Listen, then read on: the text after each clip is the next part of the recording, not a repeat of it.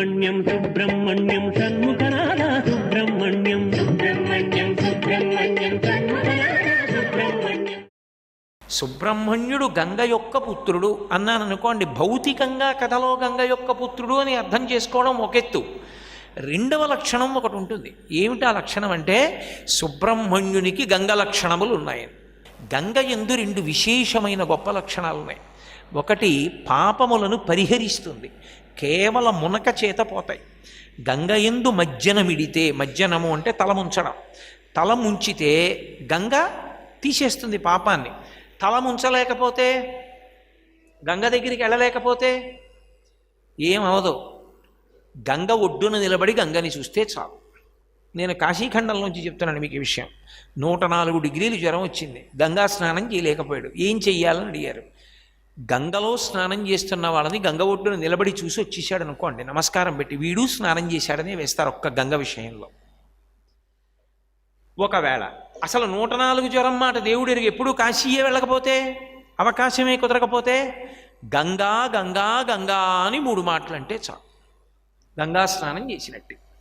గంగా స్నానం చేస్తే ఏమవుతుంది? పాపాలు పోతాయి. పాపాలు పోతే ఏమవుతుంది? ఈశ్వరుణ్ణి చేరుకోవడానికి మార్గం సుగమవుతుంది. వైదికాన్ని వైదికంగా అర్థం చేసుకోవాలి. వైదికాన్ని అర్థం చేసుకునేటప్పుడు సామాన్యమైనటువంటి విషయములను చొప్పించకూడదు.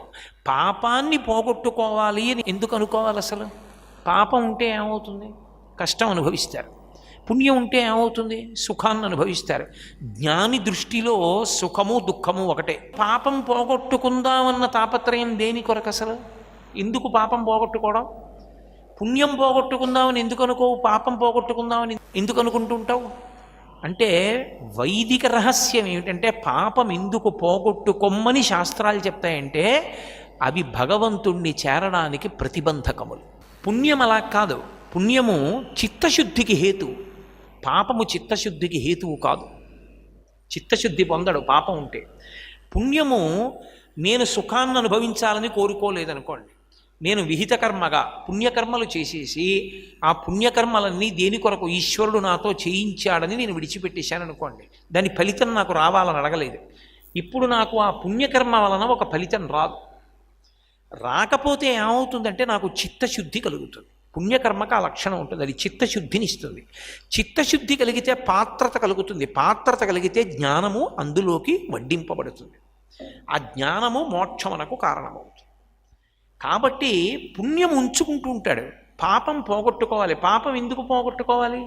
భగవంతుణ్ణి చేరడానికి అది ప్రతిబంధకంగా వస్తుంది, అంటే అడ్డు వస్తుంది. ఓ గుడికి ఎడదామని నేను బయలుదేరాను అనుకోండి, నేను గుడికెడదామని బయలుదేరి బయటికి వస్తూ ఉంటే నన్ను కలుద్దామని వచ్చారనుకోండి, ఆయన గుడికి బయలుదేరారండి అన్నారనుకోండి, వెళ్ళిపోతారు పక్కకి, తొలగిపోతారు, దృష్టిలో పడరు. ఎందుకు పడరు అంటే, ఒకవేళ నేను చూసి ఓ మీరు వచ్చారా అని రండి లోపలికి అని లోపలికి వెళ్ళాను అనుకోండి, ఇప్పుడు ఏమవుతాడో తెలుసా? వచ్చినవాడు నేను గతంలో చేసిన పాపానికి ఫలితం వాడి రూపంలో వచ్చింది. దేవాలయానికి వెళ్లకుండా అడ్డగించాడు, అడ్డగించి వెనక్కి పంపాడు. తర్వాత పెద్ద వర్షం పడి నేను వెళ్ళలేకపోవచ్చు. వెళ్ళినా ఈయనతో మాట్లాడిన మాటల యొక్క ప్రభావం అంతకుముందు నేను గుళ్ళోకెడితే నా మనసు నిశ్చలంగా ఉన్నంతగా ఉండకపోవచ్చు. కాబట్టి ఇప్పుడు నా పాపము ప్రతిబంధకమైతే పరమేశ్వరుణ్ణి చేరకుండా చేస్తుంది. పాపమునకు వైదికంలో లక్షణం ఏమిటంటే, ఈశ్వర మార్గమునందు ప్రతిబంధకము.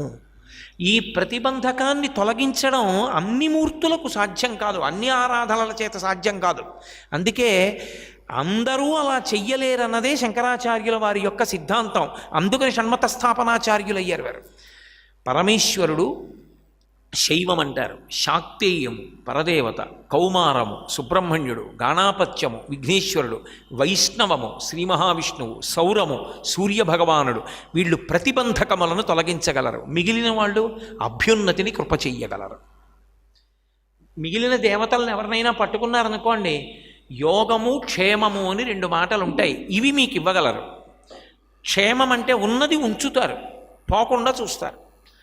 లోకంలో మనుష్యులకు ఉండే లక్షణం ఏమిటంటే ఉన్నవేవీ పోకూడదు, క్షేమం ఉన్నవన్నీ ఉండాలి. అందుకే ఉత్తరం చదివేటప్పుడు అవతలవాడు ఏ బెంగెట్టుకుంటాడో అని క్షేమం అంటే ఉన్నవన్నీ ఉన్నాయి, ప్రశాంతంగా చదువుకో. యోగం అంటే ఇంతకు ముందు లేనిది ఇప్పుడు కొత్తగా ఒకటి వచ్చింది. యోగము క్షేమము మిగిలిన వాళ్ళందరూ కృప చేస్తారు నువ్వు పట్టుకుంటే. వీళ్ళు కేవల యోగక్షేమములు కాదు, పాపములను పరిహరించి మోక్షం ఇస్తారు. ఈశ్వరుడి యొక్క మార్గంలో నడిపింపచేస్తారు. వాళ్ళ స్మరణము, వాళ్ళ పూజ పాపములను నశింపచేస్తుంది. అందుకే ఆ చెయ్యగలిగిన దక్షత కలిగినటువంటి స్వరూపాల్ని శంకర భగవత్పాదులు నిర్ణయం చేశారు. నిర్ణయం చేసి 6 వ్యవస్థీకృతం చేశారు ఆయన. అది షణ్మత స్థాపనాచార్య. 6 మతాలు పెట్టారు ఆయనని కాదు దాని ఉద్దేశం. అందులో ఈ 6 ఆరాధనా మార్గములుగా, మోక్షగాములు ఆరాధించవలసిన వాటిగా ఆయన నిర్ణయం చేశారు. అందులో సుబ్రహ్మణ్యుడు ఒకడు. సుబ్రహ్మణ్యుడు ద్వైమాతురుడు, అంటే గంగ స్పర్శ కలిగిన వాడు. దీని వలన లక్షణం ఆయన స్మరణము పాపములను నశింపచేసి ఆయనగా మారుస్తుంది. ఆయనే అవుతాడు, ఇంకోటి అవడం ఉండదు. తాను ఆత్మ అవడమే కదండి మోక్షం అంటే. నేను ఆత్మ అని ఎరుకలోకి రావడమే మోక్షం. నిన్ను నేను ఒకటి చెయ్యగలదు. తత్వము అసి, తత్వమసి, అది ఇది అయి ఉన్నది. తత్వమసి మహావాక్యమే సుబ్రహ్మణ్యోహం, ఆయన నేనైనాను. ఇంతకు ముందు నన్ను అడ్డగించిన పాపములు ప్రతిబంధకములుగా నిలబడిన కారణము చేత నీ మార్గమునందు నడిచి నిన్ను చేరుకోవడానికి సావకాశము కలగక ఎన్నో జన్మలు ఎత్తుతూనే ఉన్నాను. కానీ ఇక మళ్ళీ జన్మలెత్తి సాధన చేసి నిన్ను చేరుకోవడం కాదు. ఈ కర్పూరం ఎలా ఆవిరైపోయిందో నీ చుట్టూ తిరుగుతూ, అలా నేను నీ యందు ఐక్యమైపోవాలి. నామరూపములకు అతీతమైపోవాలి. అంతటా నిండినది ఆకాశము. ఆకాశము అంటే అంటే అంతటా, కాష్ అంటే ప్రకాశించున్నది. అంతటా నిండిపోయిన ఆకాశస్వరూపమైనటువంటి నీవు నేను కావాలి. అందుకే సుబ్రహ్మణ్యుడు కూడా ఎక్కడి నుంచి వచ్చాడు అంటే ఈ తత్వంలోంచే ఆ తత్వం రావాలి. ఆ తత్వం విడవడడానికి అవకాశం ఉండదు. అందుకే ఆకాశస్వరూపుడైన పరమశివునికి కుమారుడుగా వచ్చాడు. చిదంబరంలో ఆకాశలింగం ఉంది, పరమశివతత్వం. కాబట్టి ఇప్పుడు ఆయన నామస్మరణ చేస్తే ఏం చేస్తాడు అంటే పాపములను పరిహరిస్తాడు.